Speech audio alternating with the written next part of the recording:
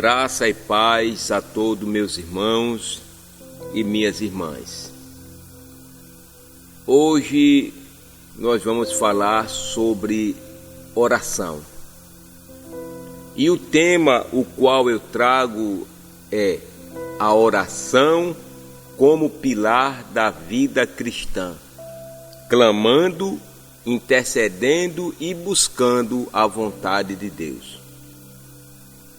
Filipenses 4, 6 e 7 nos diz assim: não andeis ansiosos por coisa alguma, mas em tudo pela oração e súplica, com ação de graças, sejam conhecidas diante de Deus as vossas petições.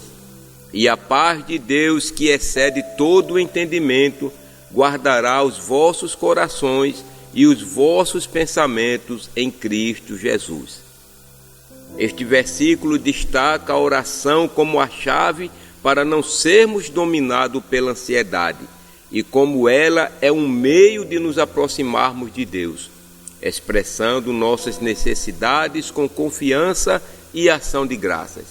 Deus também revela a promessa de paz como resultado de orar e confiar nele. Jesus sempre nos ensinou a importância de orar e interceder pelo próximo. Em Mateus capítulo 5, versículo 44, ele nos orienta a orar até mesmo por nossos inimigos, o que abrange também interceder por todas as pessoas. Vamos ler. Eu, porém, vos digo, amai os vossos inimigos e orai pelos que vos perseguem. Além disso, Jesus demonstra essa intercessão em João 17, 20, quando ele diz: não rogo somente por estes, mas também por aqueles que vieram a crer em mim, por intermédio da sua palavra. Esses textos mostram que a oração pelo próximo é parte do exemplo e dos ensinos de Jesus, incluindo tanto os amigos quanto adversários. Existe também, meus irmãos e irmãs, outros versículos que nos falam sobre a oração. Vamos a eles. Em 1 Timóteo 2:1, lemos assim: antes de tudo, pois, exorto que se use a prática de súplicas, orações, intercessões e ações de graças em favor de todos os homens. E este texto destaca claramente a responsabilidade de interceder e orar por todas as pessoas, mostrando que a oração é um meio essencial para buscar a vontade de Deus na vida dos outros. Na Bíblia há vários outros versículos que nos enfatizam a prática de buscar a Deus com intensidade e fervor. Salmos 50:15 nos diz: invoca-me no dia da angústia, eu te livrarei e tu me glorificarás. Embora invocar-me seja sinônimo de clamar a mim, destaca a ideia de clamor em busca de auxílio. Joel 2:32 diz: e acontecerá que todo aquele que invocar o nome do Senhor será salvo, porque no monte Sião e em Jerusalém estarão os que forem salvos, como o Senhor prometeu, e entre os sobreviventes aqueles que o Senhor chamar. Este versículo reflete a importância de clamar a Deus para a salvação. Salmo 34:17 nos fala: os justos clamam e o Senhor os ouve e os livra de todas as suas angústias. Mas em Isaías 58:9 vemos claramente o Senhor Deus orientando a clamar. Então clamarás e o Senhor te responderá. Gritarás por socorro e ele dirá: eis-me aqui. Vemos também outra ordenança em Jeremias 33:3.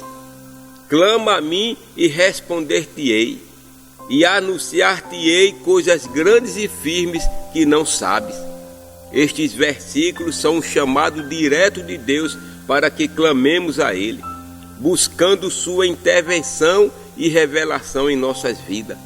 Ele nos convida a confiar que ao clamar, Ele ouvirá e responderá. E eu poderia perguntar a você, o que é uma oração de clamor? Uma oração de clamor, à luz da Bíblia, é uma oração fervorosa, intensa e carregada de emoção, feita com o propósito de buscar a ajuda, a intervenção ou a misericórdia de Deus em momentos de necessidade, em momentos de desespero ou grande urgência. O clamor não é apenas uma petição, mas um grito do coração, reconhecendo a soberania de Deus e nossa total dependência dele. Quais são os elementos de uma oração de clamor? Vou citar 2 aqui. Fervor e intensidade seria o primeiro. A oração de clamor não é feita de maneira superficial. Ela vem do fundo da alma, como vemos em Salmo 18:6. Olha aqui o que está escrito: na minha angústia invoquei o Senhor, clamei ao meu Deus, ele do seu templo ouviu a minha voz e o meu clamor chegou aos seus ouvidos. É um grito de socorro em momentos de angústia ou perigo. O segundo exemplo que eu posso deixar aqui é o reconhecimento de Deus como a única fonte de ajuda. Jeremias 33:3, Deus nos convida a clamar a Ele com a certeza de que só Ele pode responder. Como nós já lemos, clama a mim e responder-te-ei e anunciar-te-ei coisas grandes e firmes que não sabes. Mas deixa eu dar mais 2 exemplos aqui: a sinceridade e humildade. Um clamor verdadeiro exige um coração contrito e quebrantado, como está em Salmos 34:17. Os justos clamam e o Senhor os ouve e os livra de todas as suas angústias. E eu poderia prosseguir dizendo que também precisa de quê? Insistência e perseverança. A oração de clamor é persistente, como exemplificado em Lucas 18:7, que nos diz assim a palavra: e Deus não fará justiça aos seus escolhidos, que a Ele clamam dia e noite, embora pareça demorado em defendê-los? É isso, irmãos.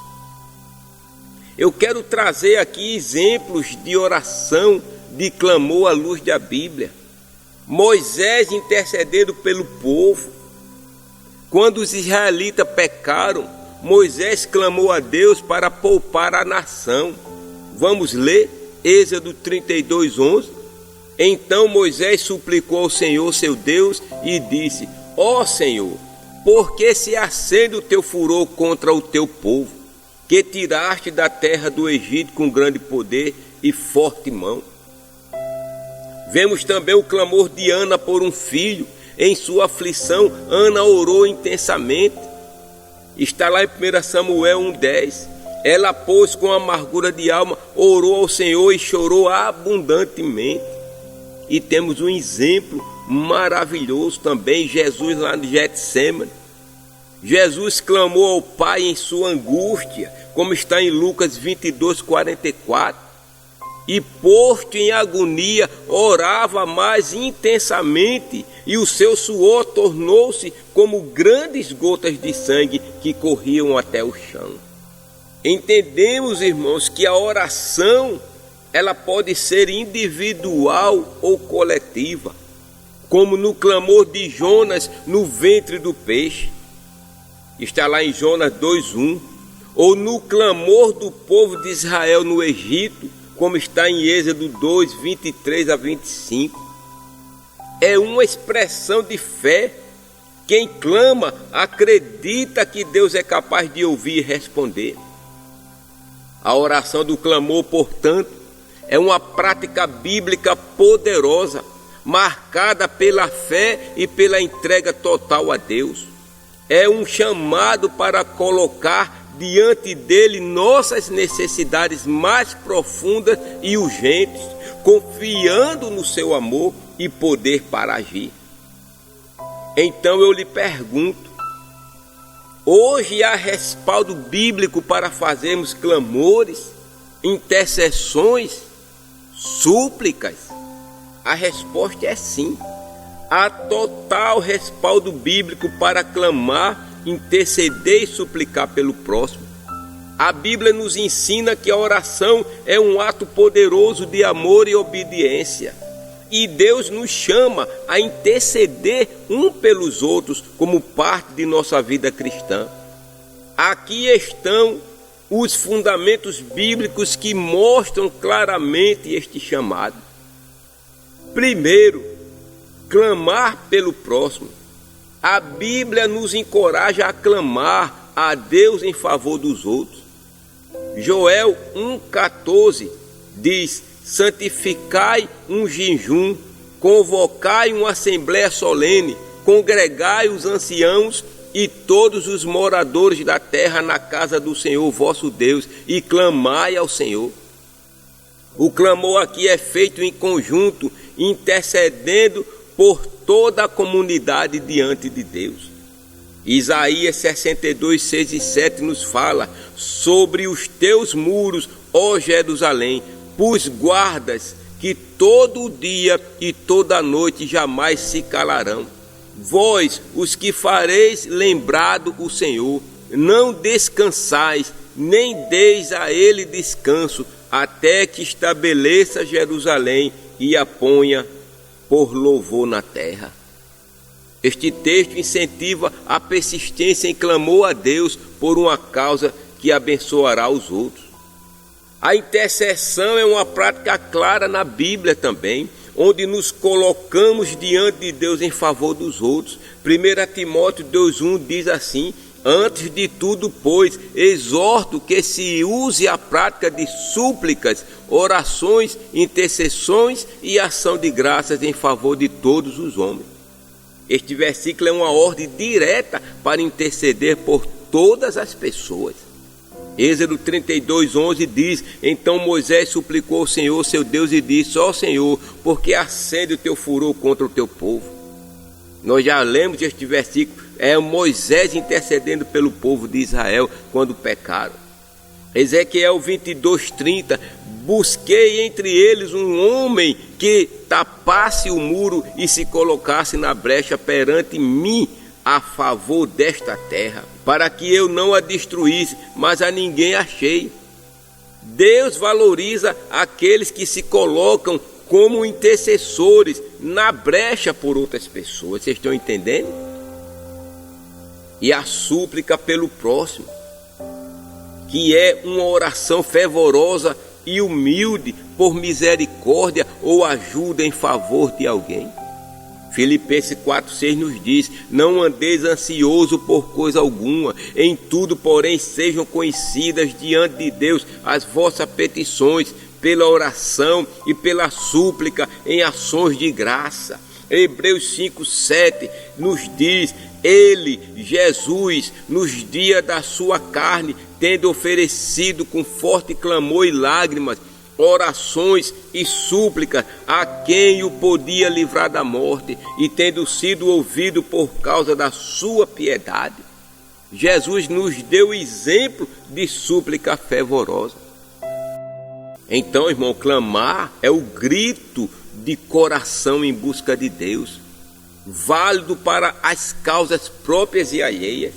Interceder é orar por outra pessoa ou situação, seguindo o exemplo de Cristo e de grandes líderes bíblicos. Suplicar é buscar a Deus com humildade e fervor, reconhecendo que Ele é nossa única solução.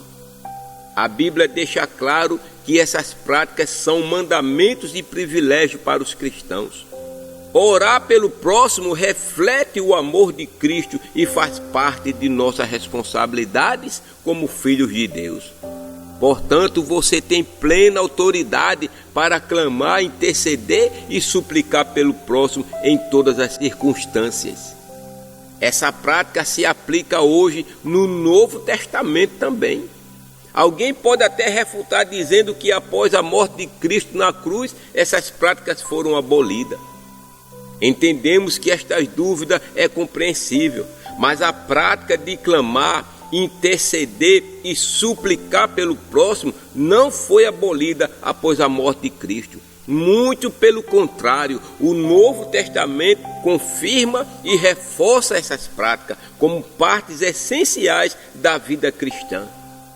Vou explicar em detalhes como respaldo bíblico. Jesus e o clamor no Novo Testamento. Jesus não apenas orou intensamente, mas também nos ensinou a fazer o mesmo. Mateus 7, do 7 ao 8 está escrito: Pedi e dar-se-vos-á, buscai e encontrarei, batei e abre-se-vos-á, pois todo o que pede recebe, o que busca encontra, e ao que bate abre-se-lhe-á. Este convite de Jesus é universal e inclui orar por nós mesmos e pelos outros. Lucas 18, de 1 a 7, Jesus conta a parábola da viúva persistente, mostrando que devemos clamar constantemente a Deus. Vamos ler? E Deus não fará justiça aos seus escolhidos, que a Ele clamam dia e noite, embora pareça demorado em defendê-los? Aqui Jesus valida o clamor contínuo, enfatizando a persistência. A intercessão no Novo Testamento, interceder pelo próximo, é uma prática fortalecida também no Novo Testamento. Em 1 Timóteo 2, de 1 a 3, nos diz assim: Antes de tudo, pois, exorto que se use a prática de súplicas, orações, intercessões e ações de graça em favor de todos os homens, pelos reis e por todos que se acham investidos de autoridade, para que vivamos vida tranquila e mansa, com toda piedade e respeito. Isso é bom e aceitável diante de Deus, o nosso Salvador. Este é um mandamento direto para interceder por outras pessoas, inclusive as autoridades.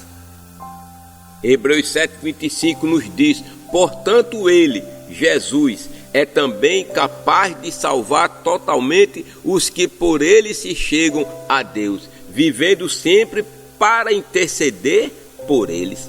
Jesus é o maior exemplo de intercessor, pois continua intercedendo por nós diante de Deus. E Tiago 5,16 nos diz: Confessai, pois, os vossos pecados uns aos outros e orai um pelos outros para serdes curados. A oração de um justo pode muito em seus efeitos. Interceder pelo próximo em oração é explicitamente ensinado como uma forma de trazer cura e bênção. As súplicas no Novo Testamento. A oração de súplica também é encorajada no Novo Testamento. Filipenses 4,6 nos diz: Não andeis ansioso por coisa alguma, em tudo, porém, sejam conhecidas diante de Deus as vossas petições pela oração e pelas súplicas, com ações de graça. Já lemos este versículo. Este versículo reforça a importância de suplicar a Deus com fé. Como nós já lemos também Efésios 6,18, que diz: Com toda oração e súplica, orando em todo o tempo no Espírito, e para isto vigiando com toda perseverança e súplica por todos os santos. A súplica aqui é destacada como parte essencial da armadura espiritual do cristão. Com o sacrifício de Jesus, o véu do templo foi rasgado, dando-nos acesso direto a Deus, como está em Hebreus 4,16. Isso amplia nossa responsabilidade de interceder pelos outros. Após a ressurreição de Cristo, os apóstolos continuaram orando e intercedendo, como vemos em Atos 12,5, quando a igreja clamou incessantemente por Pedro enquanto ele estava preso. E Jesus continua intercedendo por nós no céu, como está em Romanos 8,34. Seguir seu exemplo é parte de nosso chamado como cristão. Os exemplos do Novo Testamento reforçam que clamar, interceder e suplicar pelo próximo não foram abolidos após a morte de Cristo. Pelo contrário, são práticas fundamentais da vida cristã, ensinadas por Jesus e pelos apóstolos e claramente aplicáveis à igreja atual. Portanto, ninguém pode refutar essas práticas à luz da Bíblia. Agora vamos a um assunto importantíssimo. Quais os perigos e consequências de não se ter uma vida de oração? O crente que não ora enfrenta consequências espirituais sérias, pois a oração ela é essencial para a comunhão com Deus e para a manutenção de sua vida espiritual, da nossa vida espiritual. A Bíblia ensina que sem oração o crente se torna vulnerável a diversos perigos. Vamos resumir as implicações. Primeiro, perda de intimidade com Deus. Segundo, falta de discernimento espiritual. Terceiro, vulnerabilidade ao pecado. Quarto, fraqueza espiritual e desânimo. Quinto, falta de respostas divinas. E sexto e último, desconexão com a missão de Deus. Vocês estão entendendo, irmão, o que acarreta ou as consequências de não se ter uma vida de oração? Vamos pelo primeiro tópico, perda de intimidade com Deus. Salmo 73, 28 nos diz: quanto a mim, bom é estar junto a Deus. No Senhor Deus ponho o meu refúgio para proclamar todos os meus feitos. Sem a oração, o crente se distancia de Deus, perdendo a comunhão e a direção divina para a sua vida. Já na falta de discernimento espiritual, lemos lá em Mateus 26, 41, que nos diz assim: vigiai e orai para que não entreis em tentação. O espírito, na verdade, está pronto, mas a carne é fraca. A carne é fraca. Sem oração, o crente fica mais suscetível às tentações, pois a oração fortalece o espírito contra os ataques do inimigo. Já na vulnerabilidade do pecado, nós lemos lá em 1 Tessalonicenses 5, 17 e 18 o seguinte: orai sem cessar. Olha, irmão, como começa a passagem. Orai sem cessar. Em tudo dai graças, porque esta é a vontade de Deus em Cristo Jesus para convosco. Quando o crente deixa de orar, ele se desvia da vontade de Deus e abre espaço para o pecado dominar a sua vida. E quando eu falo de fraquezas espirituais e desânimos, nós vemos que lá em Isaías 40, 31 nos diz assim: mas os que esperam no Senhor renovarão o quê? As suas forças. Sobem com asas como águias, correm, mas não se cansam, caminham e não se fatigam. A oração é uma fonte de renovação espiritual. Sem ela, o crente se torna espiritualmente fraco e sujeito ao desânimo. Já na falta de respostas divinas, nós lemos em Tiago 4,2, que diz assim: nada tendes porque não pedis. A falta de oração impede que o crente experimente o agir de Deus em sua vida, pois ele não busca as bênçãos ou as soluções que vêm por meio de quê? Da oração. Se você não pede, irmão, vai receber o quê? Como está lá em Tiago 4,2. E o último, irmão, e o mais triste de todos, é a desconexão com a missão de Deus.